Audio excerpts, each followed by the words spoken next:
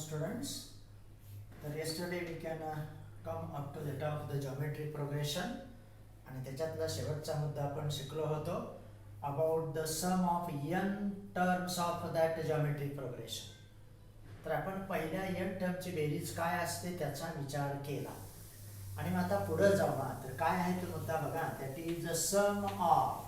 आता मात्र कोण आहे ते बघा, sum of infinite terms of geometric progression. Sum of infinite terms of geometric progression. आता आपण इन्फानाइट टर्म्स पर्यंत सुद्धा बेरीज मिळवू शकतो, परंतु त्यासाठी आपण अगोदर n टर्म पर्यंतचा विचार करायला हवा. आणि मग we know that if a first term of that geometric progression is a common ratio equal to that of the r, then its sum of first n terms is given by Sn equal to a into bracket 1 minus r raised to n upon 1 minus r when r less than 1 and a into bracket r raised to n minus 1 upon r when that r greater than 1. बरोबर. तर अशा त्या sums आपण विचारात घेतल्या, लक्षात आलं. आणि मग आता आपण त्या ठिकाणी n टर्म्स वरून आपण इन्फानाइट टर्म्स पर्यंत कसं जातोय ते बघा.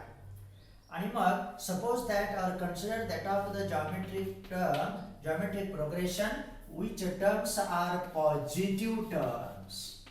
तर त्याच्या समजा आपल्याकडे पॉझिटिव्ह टर्म्स आहेत आणि we have to need the sum of that infinite terms of that geometric progression. आणि मग तिथं आपण ह्याच गोष्टीचा विचार करणार.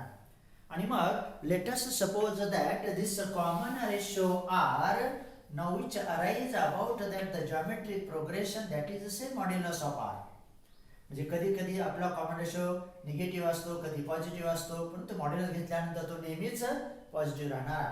If our common ratio modulus of r greater than that of the 1, जर समजा त्या कॉमन रेशोची किंमत मॉड्युलस घेतल्यानंतर म्हणजे त्याची व्हॅल्यू आहे ती पॉझिटिव्हच विचारात घेणार आपण, निगेटिव्ह आली तरी ती पॉझिटिव्ह कन्सिडर करायची.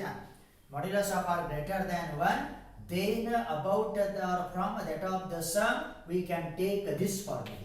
त्यावेळेस आपण Sn कोण घेणार, a into bracket r raised to n minus 1 upon r minus 1. बरोबर. मग आता r तर तुमचा ग्रेटर दॅन 1 आहे, याचा अर्थ r minus 1 हा कुठला तरी एखादा कॉन्स्टंट येणार. आता आपण त्या भागाकाराचा विचार करत आहोत, बरोबर. आणि मग आता आपण n टर्म्स पर्यंत बेरीज आहे ती. आता n पासून पुढे इन्फानाइट पर्यंत जायचे, अनंत आपण त्याला म्हणतो, बरोबर, अनंतापर्यंत. आणि इथं त्याचं नोटेशन काय आहे ते बघा. आणि मग this infinite number we can denote like of that notation and it is called that the infinity. तर त्याला आपण काय म्हणणार या ठिकाणी, इन्फिनिटी.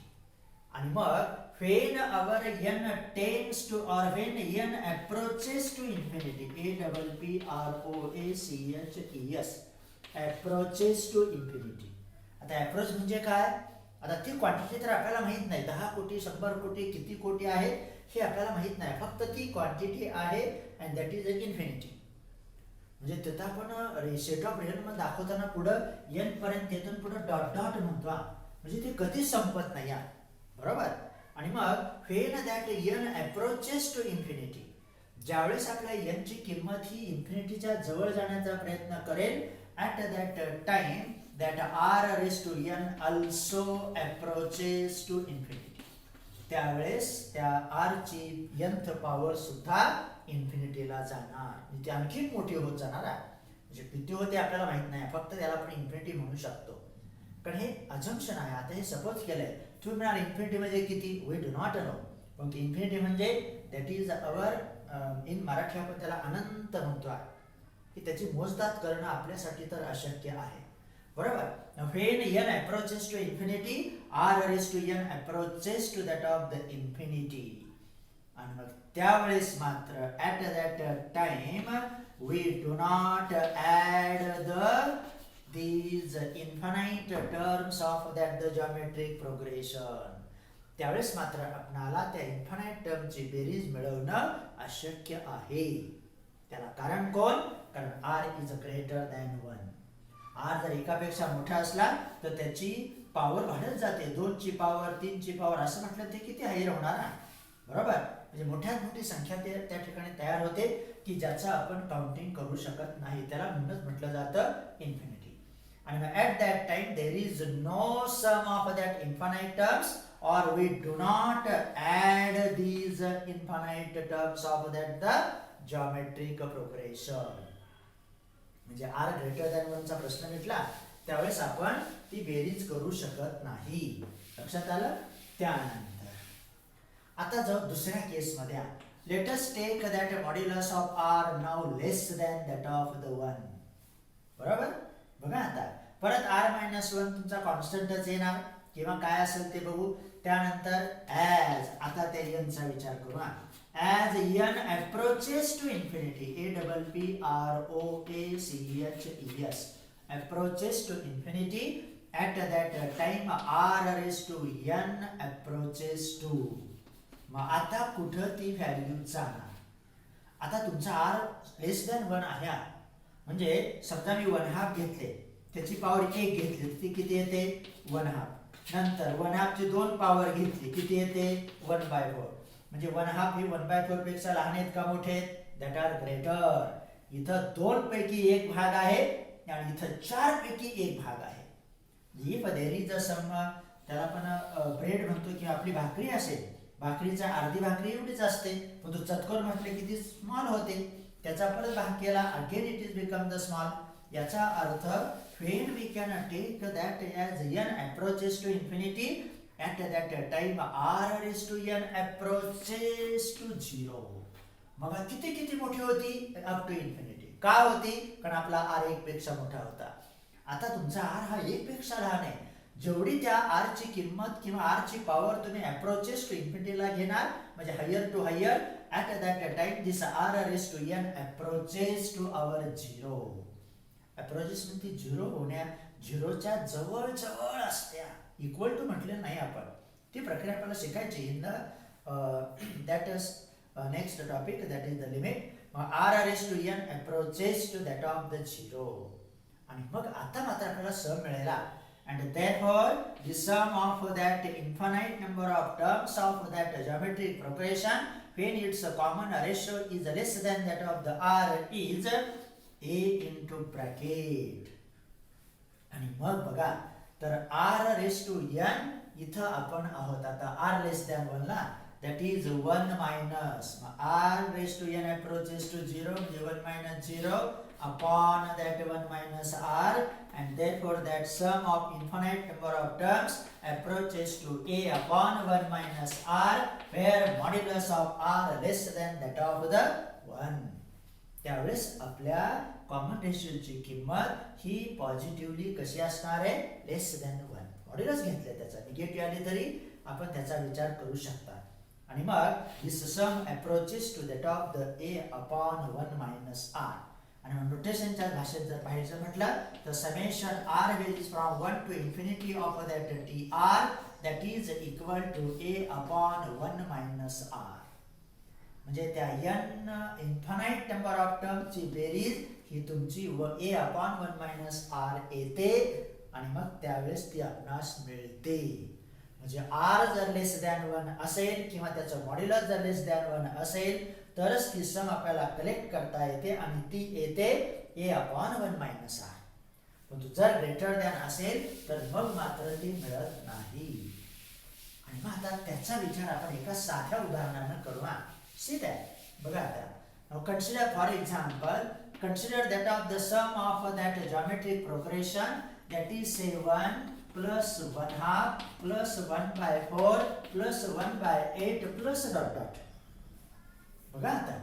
मग आपल्या सूत्राप्रमाणे काय येते त्याचा विचार करू. आणि मग त्याचं प्रत्यक्षात त्याचं दर्शन किंवा त्याला इथं व्हिज्युअलायझेशन हा शब्द आहे. म्हणजे ऍक्च्युली ते कसं घडतंय, ती तेवढीच बेरीज काय येते याचा पण विचार होईल.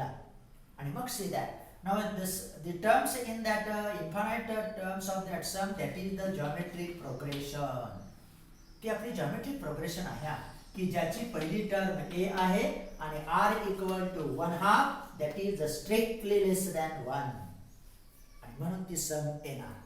and therefore by our formula that s equal to a upon 1 minus r. बघा 1 upon 1 minus 1 half किती साधा आहे, परंतु ते आपल्याला काहीतरी मिळून देतं. 1 upon 1 half that becomes that of the 2, and this is the sum of that infinite number of terms of that the geometric progression 1 1 half 1 by 4 1 by 8 dot dot. आता ती दोन बेरीज कशी घडते याचा पण विचार करूया. आणि मग this situation of that addition or the sum of that infinite number of terms can be represented by our rectangle of that 2 by 1 side. आता आपण हा रेक्टँगल 2 गुणिले 1 म्हणजे लेंथ त्याची 2 मानू, ब्रेड्थ त्याची 1 मानू. बरोबर. आपल्या ह्या टर्म्स बघा, हा 2 बाय 1 चा रेक्टँगल आहे आणि त्याच्या निम्म काय असणार तुमचं 1 बाय 1, म्हणून इथं आलं तुमचं 1 क्षेत्रफळ ना ह्या रेक्टँगलचं पहिल्या. आता हा राहिला एक भाग. पुढची टर्म कोणती आहे तुमची 1 हाफ, म्हणजे त्याच्या निम्मा परत भाग बघा.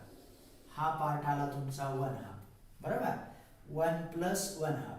परत ह्याच्या निम्मा कोण बघा, 1 हाफचा रेक्टँगल कोणता आला, हा आला बघा. बरोबर. मग त्याच्या निम्मा कोण परत हा, त्याच्या निम्मा कोण येणार 1 हाफच्या 1 बाय 4 येणार.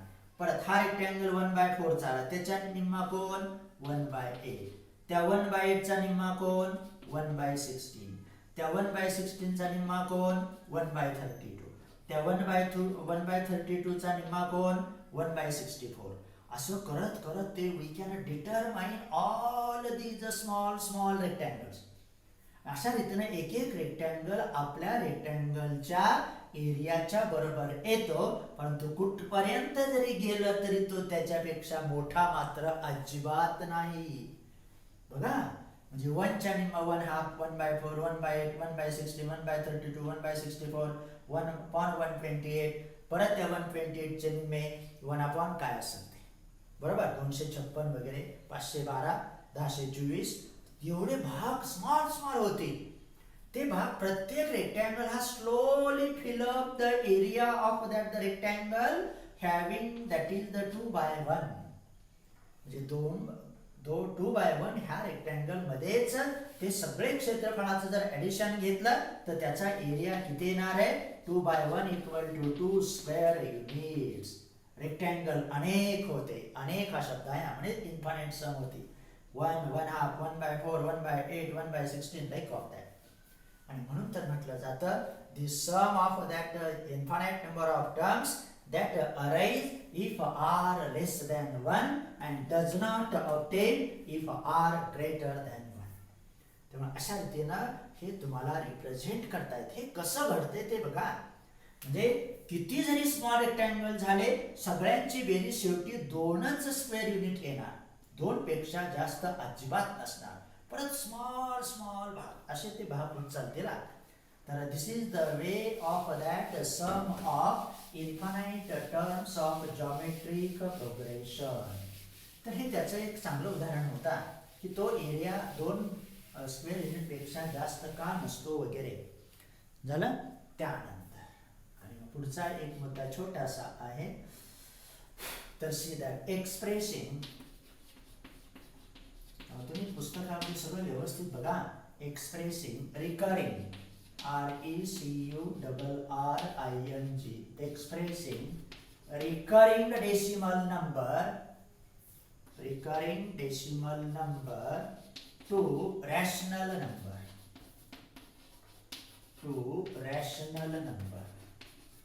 म्हणजे आता रिकरिंग डेसिमल नंबर म्हणजे कोण बरं, त्याला आपण आवर्ती दशांश अपूर्णांक म्हणतो in Marathi. In some standard you can learn that. बरोबर. तर त्याचं थोडंसं आपल्याला नॉलेज इथं पाहिजेच आणि आहेच त्या ठिकाणी. काय मुद्दा आहे expressing recurring decimal number to that of the rational number. म्हणजे त्या रिकरिंग डेसिमल आवर्ती दशांश अपूर्णांकाला आपणाला अपूर्णांकाच्या भाषेत लिहायचंय. आणि मग आपण असे उदाहरण बरेच ऑब्झर्व केलेत इन सम स्टँडर्ड. आणि त्याच्यातलं एक साधं उदाहरण घेऊया. त्याला रिकरिंगच का म्हटलं जातं. Suppose that take that of the rational number 2 by 3. अगोदर मी रॅशनल नंबर घेतो. बरोबर. मग त्या रॅशनल नंबरला आपण दशांश अपूर्णांकात कसं लिहू शकतो बघा. आता ह्या 3 म्हणजे त्याचा भागाकार जर केला आपण तर असा असतो हा, म्हणजे लाईक ऑफ दॅट 2/3. 2 ला 3 ने भाग जातो का नाही, मग पॉइंट दिला बरोबर. पॉइंट दिल्यानंतर ते 20 झाले, 3 6 18 झाले, परत रिमाइंडर 20, परत 3 6 18 झाले, परत रिमाइंडर 2 वरून घेतले 0.66. म्हणजे हे 6 जे आहेत ना हे रिपीट होत चालतात. How many time that we do not know. That is a dot dot. जोपर्यंत तुम्ही भागाकार थांबवत नाहीत भागासारखा इन्फिनिटी, तोपर्यंत तो रिकर होत चालतो, रिपीट होत चालतो. आणि मग त्यालाच शेवटी असं रिप्रेझेंट केलं जातं 0.6 बार. 6 हा बार बार येतो असं म्हणायचं थोडा वेळा. तसं नाही म्हणतायत, आपलं थोड्यासाठी म्हटलं मी लक्षात राहण्यासाठी. 6 ही क्वांटिटी दशांश स्थळाच्या नंतर 0.6 म्हणजे कम्स रिकरिंगली ऑर रिपिटेटिव्हली, म्हणूनच त्याला कसं दर्शवलं जातं 0.6 बार. 0.6 बार मध्ये ज्याच्यावरती बार आहे किंवा तो स्मॉल सेगमेंट आहे, रेषाखंड आहे, तीच संख्या इथं रिपीट होत्या, बाकीच्या नाही. इथला 0 आहे तसाच राहिला, त्याच्यावरती बार नाहीये. आणि मग हे त्याचं झालं दशांश अपूर्णांक, सॉरी रॅशनल नंबर म्हणजे अपूर्णांकाच्या भाषेत, आणि हे झालं रिकरिंग डेसिमल नंबर.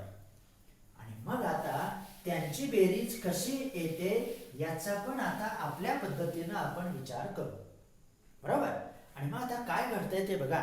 तर in this way we can collect that, express that the recurring decimal number to that of the rational number. उदाहरणासाठी आपण अगोदर रॅशनल नंबर 2/3 ला भागाकार जर आपण करत गेलो तर तो क्वेश्चन थांबतच नाही. म्हणजे ती 6 ही संख्या रिपीट होते, म्हणून त्या 6च्या डोक्यावरती आपण बार दिला, म्हणून त्याला म्हटलं जातं रिकरिंग डेसिमल नंबर बरोबर. आणि मग आता आपल्याला तो नंबर पाहिजे. Now therefore that 0.6 bar, that is we can express now 0.666, that is the dot dot बरोबर. आता तो 2/3 कसा येतोय ते बघा. मग ह्याच संख्येला आपल्या जॉमेट्रिक प्रोग्रेशन मध्ये कसं लिहिलं जाणार बरं, 0.6 अधिक बघा प्लस दॅट. मग त्याच्या पुढची संख्या कोण असणार आहे, म्हणजे 0 हा 6 इथं आला, याचा अर्थ पुढे काय असणार 0.06. बघा या दोघांची बेरीज करा, 66 पर्यंत आपण आलो, परंतु पॉइंट 0.66. त्यानंतर परत बघा 0.006. आता ह्या सर्वांची बेरीज केली तर किती, 1 2 3 बरोबर 3 डिजिट पर्यंत आपण आलो. आणखी एका डिजिटला जाऊ, plus that 0.666 that of 006 plus dot dot, and that is the geometric progression. का बरं, कारण याचा भागाकार समान येतोय. कसा येतोय ते बघू आपण नंतर, नंतर म्हणजे आताच.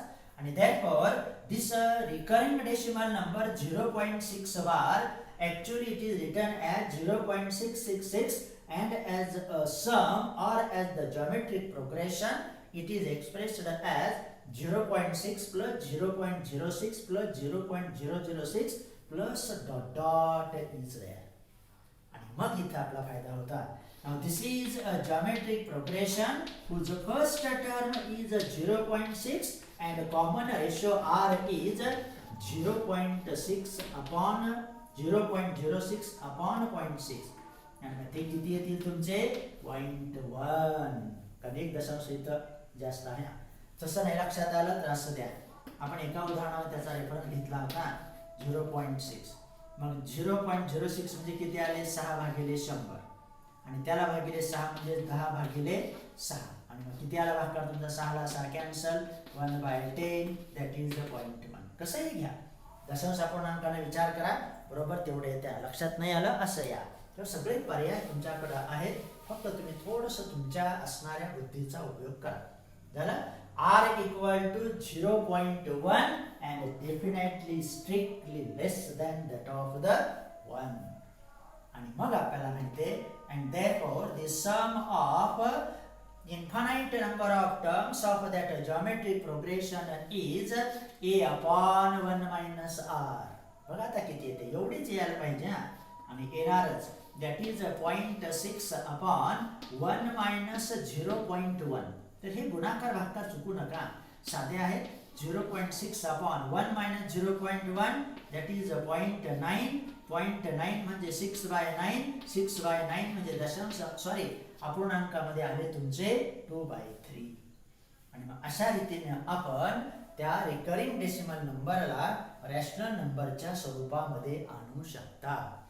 तर असा इंटरेस्टिंग पार्ट आहे, छोटासाच आहे, परंतु आपल्याला काहीतरी, प्रत्येक गोष्ट आपल्याला काहीतरी देऊन जाते, परंतु आपण घेण्यासाठी सक्षम आहात आणि घेतलंच पाहिजे. तर this are the 2 points today we can discuss there.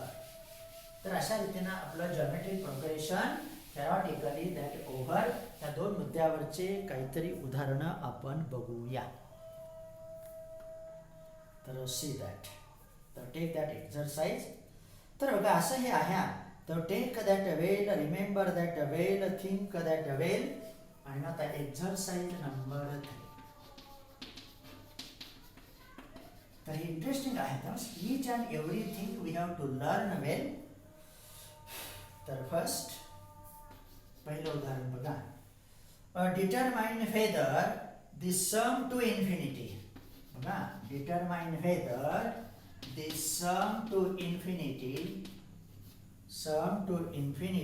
Of the following geometric progressions exist. Of the following geometric progression exist. And if it exists or if exist, find them. म्हणजे अगोदर त्या सम जॉमेट्रिक प्रोग्रेशनचे एक्झिस्ट होते का नाही ते बघा, आणि जर येत असेल तर ते मिळवायचं आहे. That is the geometric progression. आणि एकदम साधा आहे, आता जसं सोडलं त्याचप्रमाणे ट्राय करायचा. उदाहरण सोडल्याशिवाय आपला आत्मविश्वास वाढत नाही. आणि पहिलं उदाहरण बघा, त्याच्यातलं बघा कोण आहे, 1/2. काही झालं लगेच लक्षात येतं बघा, 1/4, 1/8, 1/16 डॉट डॉट. आणि आता काम संपलं. But this is a geometric progression whose first term is that of the 1/2 and r equal to 1/4 upon 1/2. बरोबर. हेच आपण कसं लिहितो, 1/4 into that of the 2. 1 upon 1/2 ते अंशस्थानी आल्या, छेदाचा छेद अंशस्थानी आला, r equal to that is the 1/2, 2/4, आणि definitely less than that of the 1. आणि झालं काम. And therefore the sum of this geometric progression, therefore a equal to 1/2, r equal to 1/2, पर दोन्ही 1/2 आल्या, less than 1, and therefore sum of that geometric progression exists. का? कारण modulus of r less than that of the 1.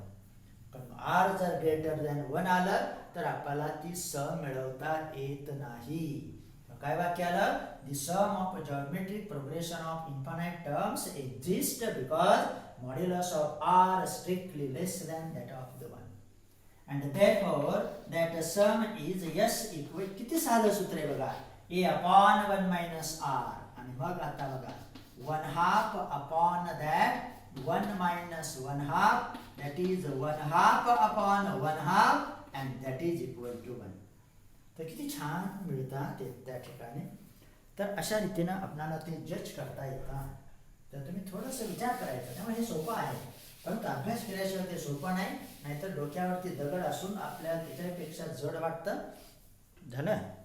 त्यानंतर बघूया काय करते second. तर अगोदर ए आणि आर मिळवायच्या, 2 दॅट ऑफ द 4/3, त्यानंतर 8/9, सी दॅट, त्यानंतर 16/27 that of the dot dot. बघूया परत. त्यानंतर मग आता पहिली टर्म तर आहेच आपल्या भाषेनुसार, first term of that geometric progression is a equal to 2. आता r मिळवायचा ना, r इक्वल टू काय, 8/9 असं लिहितो, म्हणजे आमची तुमच्या लक्षात येईल, अपॉन 4/3, किंवा असं स्लॅश मध्ये सुद्धा लिहिता येतं. लिहितोच आपण कधी कधी, पण अर्थ तोच असतो. 8/9 छेदाचा छेद म्हणजे काय झाले तुमचे 3/4. बघा मग 4 2 8, 3 3 9, म्हणजे कॉमन रेशो आला तुमचं r 2/3, डेफिनेटली लेस दॅन 1. आणि मग म्हणायचा therefore the sum of infinite terms of that geometric progression exists आहे, कारण as modulus of r less than that of the 1. त्यामुळे ते टेस्ट करावंच लागतात, नाहीतर आपलं आयुष्य गेलं तर ती बेरीज नाही मिळायची. And therefore that sum becomes a upon 1 minus r. A is 2, 1 minus that 2 by 3. Well, it is 2 upon, तर हे 3 इकडे आले, 3 वजा 2 1 म्हणजे आले 1 by 3 बघा. And therefore that sum becomes 2 upon 1 by 3 म्हणजे 2 into 3, that becomes that of the 6. म्हणजे तुम्ही ह्या टर्मची बेरीज मिळवू शकता. म्हणजे बघा, जो आपण स्क्वेअर दाखवला होता किंवा रेक्टँगल होता, ह्या टर्म किती असू द्या तरी त्याची बेरीज त्या 2 पेक्षा जास्त नव्हती. तसं इथं आहे, ह्या टर्म्स तुमच्या इन्फानाइट असू द्या तरी त्यांची सम शेवटी किती राहणार? 6च राहणार. हे लक्षात घेतलं पाहिजे. त्यानंतर तर ही उदाहरणे इंटरेस्टिंग आहेत, त्यामुळे थोडंसं आपण कॉन्सन्ट्रेट होऊन शिकलं पाहिजे, कारण आपला तोच उद्देश आहे. त्यानंतर थर्ड वन बघा, आता 1 by 5 comma -2 by 5 -2 by 5 4 by 5 -8 by 5 dot dot.